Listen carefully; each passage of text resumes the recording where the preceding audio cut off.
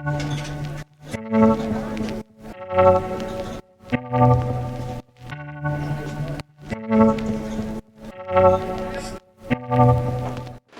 we didn't have our own space at that time yet. We borrowed it from a friend, but we were able to get this space to use, and we just had fun inviting our friends together and practicing English with them. It's something so meaningful, so special to me that over the years, now more than 10 years, we've been able to use a space, any space, sometimes in my house, sometimes at Aroma Coffee Shop. We've been able to use this space to help our friends practice English and build relationships and connection.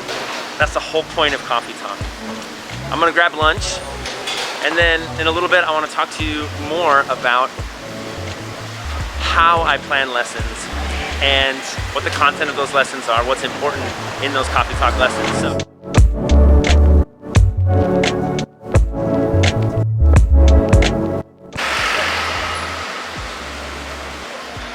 This week I am the lead teacher at Coffee Talk, and the lead teacher at Coffee Talk is responsible for coming up with the lesson and getting it ready and then engaging everyone during that time at Coffee Talk on Friday nights. But as I was getting ready for the lesson this week, I couldn't help but spend some time thinking about the history of Coffee Talk and why we do Coffee Talk. We actually started back in 2009. Coffee Talk was one of the first things that me and my friends started doing after we moved to Taiwan. Got jobs teaching English, started learning Chinese. It was one of the first things that we did, and it was so meaningful to us because at that time we really wanted to help our friends practice English, because English is about life, not about a test. Mr. Michael Fu, how are you? I'm doing well. Have you had a cup of coffee yet today? No, not yet. Let's go make some coffee then.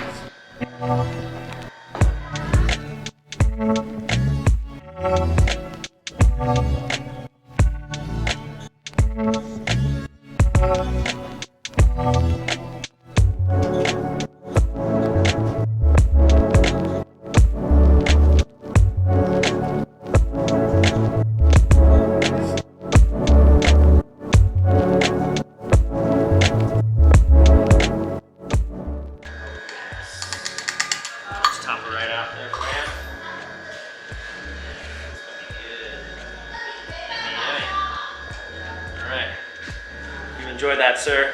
Thank you.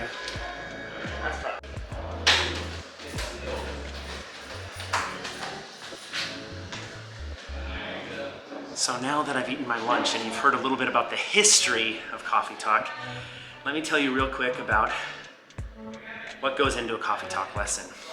My whole purpose in every Coffee Talk lesson is to make sure that we maximize the interaction that people are having, because I really believe that relationships are the core, the center of how we learn and grow. I mean, think about it, from even like a little baby.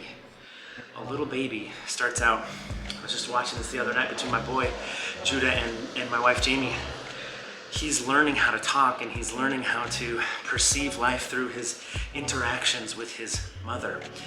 And it just hit me like, relationships are so important when we think about the way that we learn and how we learn, and learning well. So it's all about getting people to interact, getting people to connect. And so that's why every night we have introductions, we get everybody at the table talking. Every single person needs to make sure that they're talking.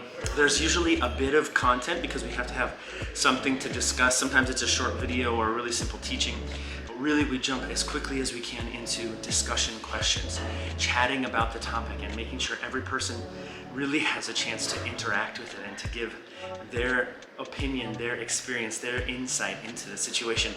And all of that, that speaking, that listening, sometimes reading and even writing, all of those aspects go into helping a person to really understand how to do it. So we take lesson plan ideas like gratefulness or business or something about culture. We take these different lesson plan ideas and we flesh them out with a little bit of content and a lot of discussion. And each of the Coffee Talk teachers know it's their job to get every single person at the table talking and interacting.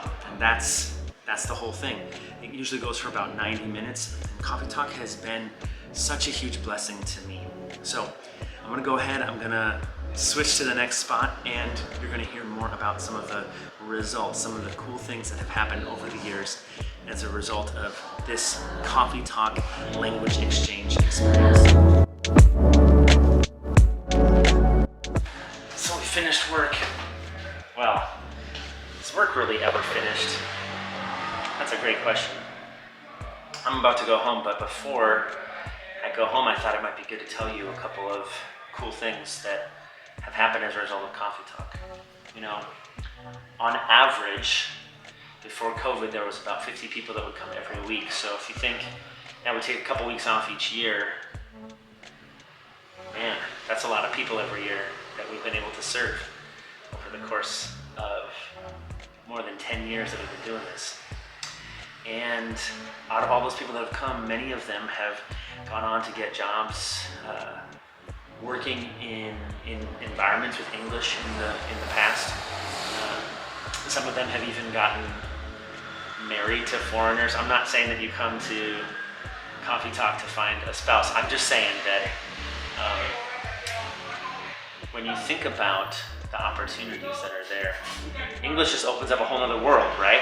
It opens up a whole another world, and that's what we want to do with this. We want to build relationships. So working jobs, time overseas, all different kinds of stuff. So I think transformations happen.